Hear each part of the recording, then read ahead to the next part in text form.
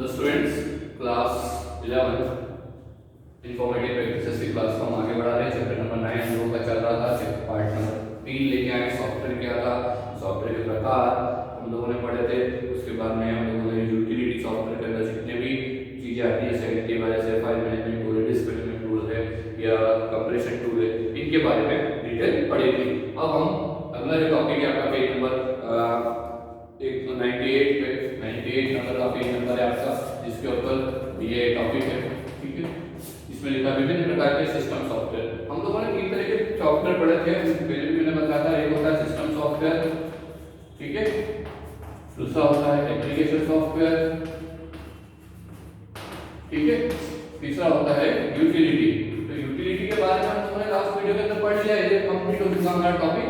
अब हम लोग ये वाला टॉपिक के अंदर क्या क्या पार्ट्स है वो अलग देख रहे हैं। ठीक है, सबसे पहले विभिन्न प्रकार के सिस्टम सॉफ्टवेयर में पहला आता है कौन सा, लैंग्वेज ट्रांसलेटर। ठीक है, आप बुक में देख सकते हैं लैंग्वेज ट्रांसलेटर क्या होता है। लैंग्वेज ट्रांसलेटर वो चीज होती है जो जैसा मैंने आपको पहले ही बताया कि जो कंप्यूटर होता है वो हमारी लैंग्वेज को नहीं समझता है, वो खुद की एक लैंग्वेज जो 0101 में बाइनरी लैंग्वेज समझता है। तो कंप्यूटर को कोई भी चीज को हमारी लैंग्वेज से सिस्टम की लैंग्वेज में समझाने के लिए बीच में किसकी जरूरत पड़ती है, ट्रांसलेटर की जरूरत पड़ती है। ठीक है, तो ट्रांसलेटर जो होते हैं वो हमारी वो सिस्टम की लैंग्वेज में ट्रांसलेट करते हैं या सिस्टम की लैंग्वेज को हमारी लैंग्वेज में ट्रांसलेट करके वापस हमें देते हैं। ये हम लोगों की बात होगी। ठीक है, तो जो विभिन्न प्रकार के ट्रांसलेटर है वो कौन कौन से होते हैं। सबसे पहले जो ट्रांसलेटर होता है वो होता है कौन सा, कंपाइलर।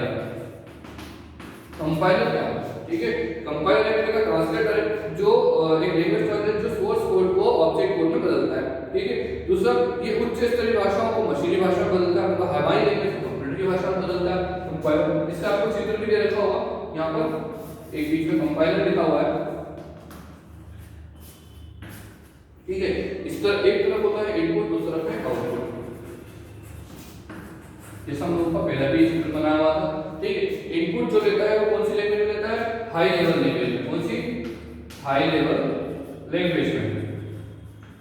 और उसको काय में बदलता है, मशीन लेवल लैंग्वेज में। ठीक है, इसमें मशीन लैंग्वेज में ये बदलता है।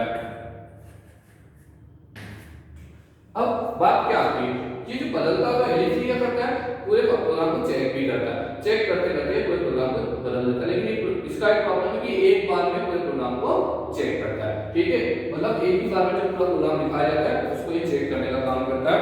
और बहुत तेज ट्रांसलेटर होता है क्योंकि एक बार में करता है। ठीक है, और पूरे प्रोग्राम को कंपाइल एक साथ कर देता है।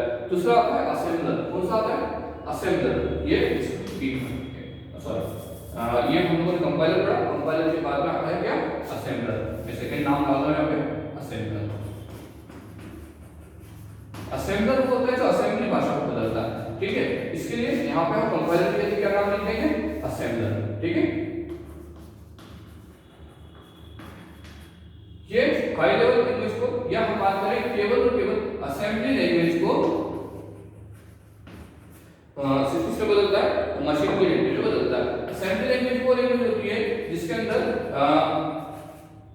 कुछ बिट्स होते हैं, कोई 0 1 से रिलेटेड शब्द होते हैं, इसके अलावा कुछ सिंबल्स भी होते हैं। ठीक है, तो ऐसी चीजों को ये बदलने की कोशिश करता है जो हमारे लिए समझ में नहीं आती है। ठीक है, अब इसके अलावा तीसरा कौन सा होता है, तो तीसरा होता है इंटरप्रेटर। ठीक है, कंपाइलर और इंटरप्रेटर के बीच में अंतर पूछा जाता है कई बार। ठीक है, इंटरप्रेटर, इंटरप्रेटर भी ट्रांसलेटर है। ये क्या काम करता है देखते हैं, है ना। सेम वही काम है जो कंपाइलर कर रहा था। ठीक है, जो कंपाइलर काम करता है क्या करता था, हाई लेवल लैंग्वेज को बदलता था मशीन में, ये भी हाई लेवल लैंग्वेज को बदलेगा मशीन में। ठीक है, तो सर अंतर क्या हुआ इसके अंदर,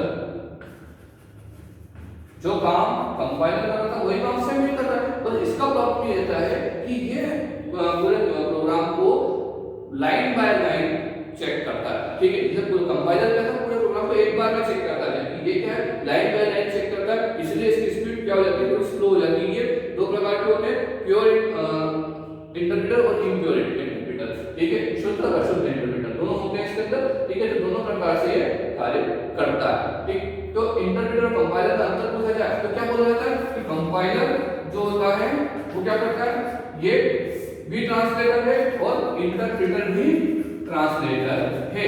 दोनों ही एक ही काम करते हैं, ठीक है। तो ये भी पूरे प्रोग्राम को चेक करता है और ट्रांसलेट करता है, ये भी पूरे प्रोग्राम को चेक करता है ट्रांसलेट करता है। बस अंतर ये है कि पूरे प्रोग्राम को एक बार में चेक करता है और ये लाइन बाय लाइन या हम बात करें स्टेप बाय स्टेप चेक करता है, ठीक है। तो ये दोनों में अंतर है, ये इंपॉर्टेंट टॉपिक है। कंपाइलर इंटरप्रेटर की परिभाषा जब पूछी जाती है कई बार, तो आपको ये ध्यान रखना है, ओके। तो ये पहला आपका था सिस्टम सॉफ्टवेयर के प्रकार है, रिपेयरिंग कैसे। अब दूसरा आता है हमारे पास operating system, okay. Operating system समझने के लिए हम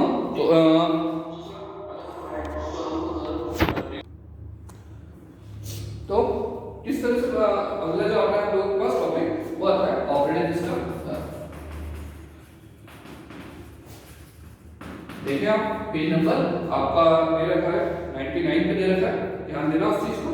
अब ऑपरेटर जो होता है, ऑपरेटिंग सिस्टम जो होता है वो पूरे कंप्यूटर का क्या होता है, जैसे मैंने आपको पहले ही बताया था, पूरे सिस्टम को चलाता है, सिस्टम की देखरेख करता है। सिस्टम सॉफ्टवेयर पढ़ रहे हो ना, तो सिस्टम की देखरेख करता है, सिस्टम का मैनेजमेंट करता है, सिस्टम को ही सपोर्ट करता है, ठीक है। अब उसका जो सबसे बड़ा हथियार है वो है ऑपरेटिंग सिस्टम।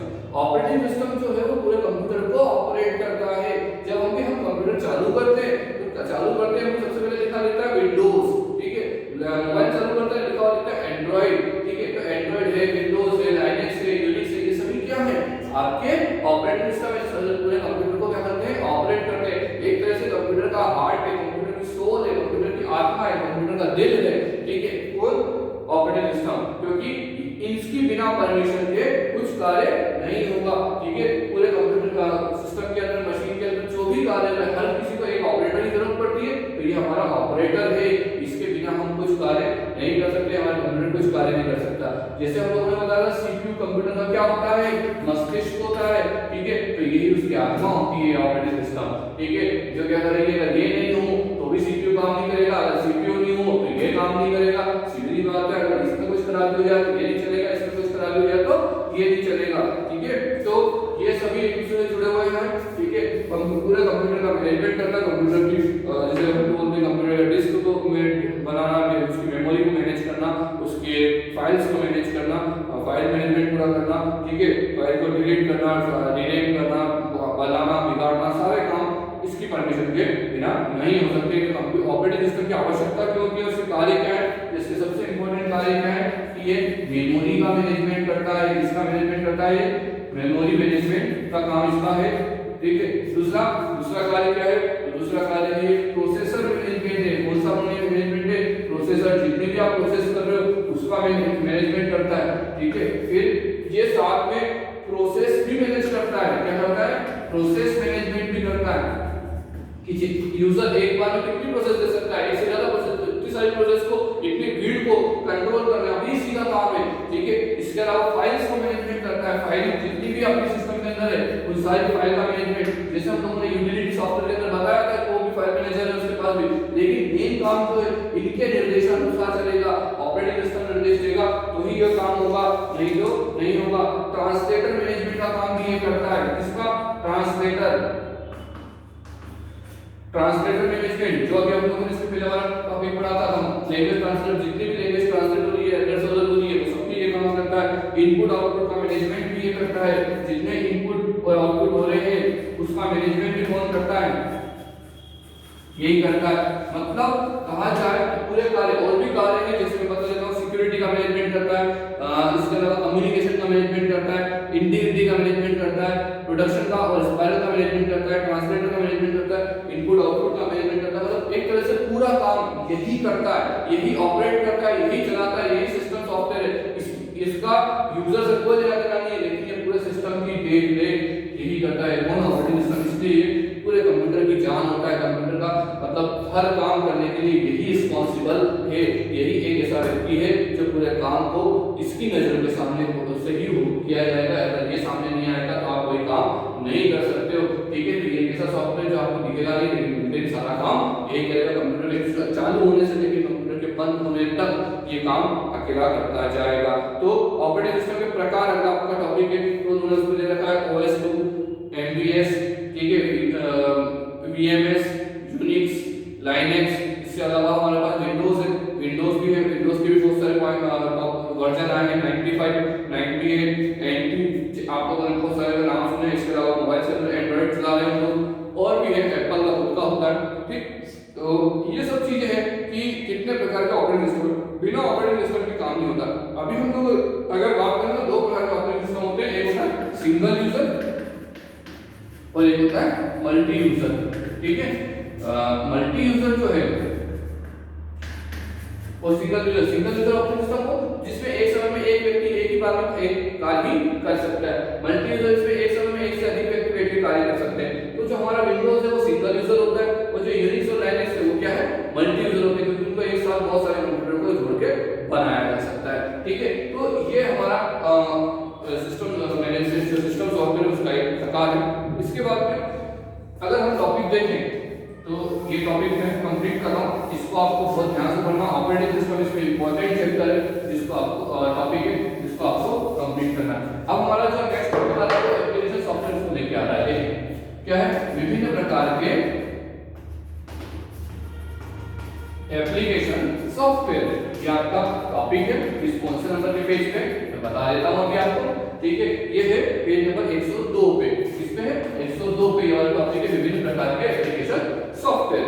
तो एप्लीकेशन सॉफ्टवेयर में सबसे पहले मैंने बताया आपको कि दो प्रकार के होते हैं, जनरल पर्पस, स्पेशल पर्पस। जो केवल किसी आम यूजर के लिए बने हो, हर कार्य के लिए बने हो, हर कंप्यूटर पर इंस्टॉल हो जाए, वो जनरल पर्पस। और जो किसी विशेष उद्देश्य के लिए बने हो, विशेष कार्यों के लिए बने हो, वो स्पेशल पर्पस होते हैं। तो अभी हम जनरल पर्पस की पहले बात करें तो उसके अंदर कौन सा होता है, वर्ड प्रोसेसर।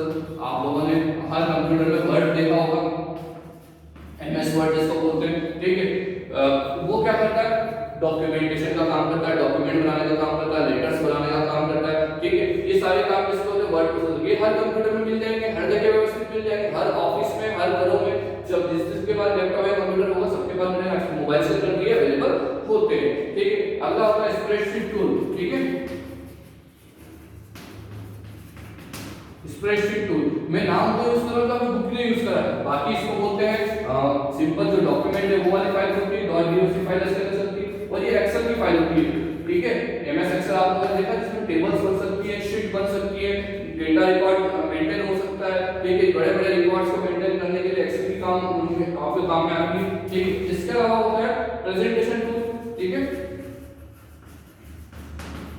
जैसे अभी आपने ऑनलाइन क्लास में शुरुआती क्लास देखी थी तो वो सिस्टम के ऊपर डायरेक्ट थी, ठीक है। मतलब उसके अंदर मैंने प्रेजेंटेशन दे रखा था।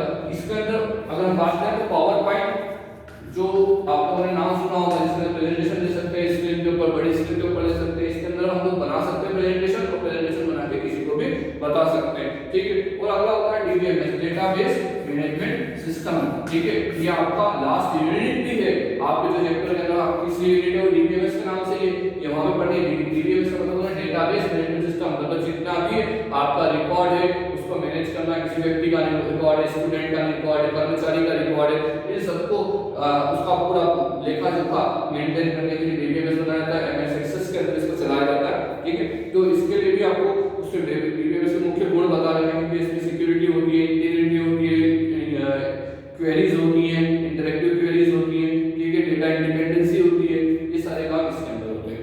अब इसके अलावा क्या होता है, बिजनेस सॉफ्टवेयर भी होते हैं, जैसे इन्वेंटरी मैनेजमेंट के स्पेशल पर्पस में आते हैं, इन्वेंटरी है, टैली है, ठीक है। इसके अलावा एनिमेशन के सॉफ्टवेयर हैं, पेरोल के सॉफ्टवेयर हैं, ऑनलाइन रिजर्वेशन करवाने के सॉफ्टवेयर हैं, ठीक है। हम लोग रिजर्वेशन कराते हैं, बुकिंग कराते हैं, होटल्स की बुकिंग कराते हैं, इनके लिए भी अपने अपने पर्सनल सॉफ्टवेयर होते हैं, वो क्या कहलाते हैं, स्पेशल पर्पस, ठीक है। और ये जो मैंने नाम लिखे ये जनरल पर्पस, स्पेशल पर्पस में आप पेरोल बोल रहे हैं, ठीक है, बुकिंग का सॉफ्टवेयर बोल रहे हैं, टैली बोल रहे हैं, एनिमेशंस के बोल रहे हैं, या ऐसे कुछ भी सॉफ्टवेयर जो कहीं कहीं पे यूज होते हैं, स्पेशल जगह पे यूज होते हैं, वो सभी स्पेशल पर्पस सॉफ्टवेयर होते हैं, ठीक है। तो चैप्टर नंबर जो आपका 9 था इन्हीं टॉपिक से रिलेटेड था, कितने प्रकार के सॉफ्टवेयर होते हैं और कहां पे यूज था, क्या क्या यूज होता है, जो आपको थ्योरी के अंदर पढ़ना है। इस चैप्टर को हम यहां पे बंद कर रहे हैं, क्लोज कर रहे हैं। अगला चैप्टर जो 10वां चैप्टर है वहां से आपकी यूनिट चेंज हो जाएगी और आपकी प्रोग्रामिंग शुरू हो जाएगी, तो हम लोगों को कई बार उसको कंप्यूटर स्क्रीन के ऊपर शो करना पड़ेगा, तो हम वहां से देखेंगे। इतने जितने आज तक अभी मैंने बताया, इसमें पीडीएफ भी आपको साथ में भेज रहा हूं इसी वीडियो के साथ में, जिसमें आपका चैप्टर नंबर 7, 8, 9 जिसके भी बचे हैं पीडीएफ, वो सारे आपके सामने आपके ग्रुप के अंदर आएंगे, ठीक है। तो आप कंटिन्यूअसली पढ़ाई करें, क्योंकि कुछ जो अभी कोरोना काल की वजह से हो सकता है हम लोगों को इसमें प्रॉब्लम आ रही हो, लेकिन फिर भी हम लोग कोशिश कर रहे हैं कि आप लोगों को जहां तक हो जितनी सुविधा है हम लोग दे पाए, ठीक है। क्योंकि एक समय में निश्चित समय में छोटा वीडियो ही बना सकते हैं, फिर भी हम लोग वीडियो खींच रहे हैं आपके लिए, हम टॉपिक अलग अलग चेंज करके आपको देंगे। Okay, thank you.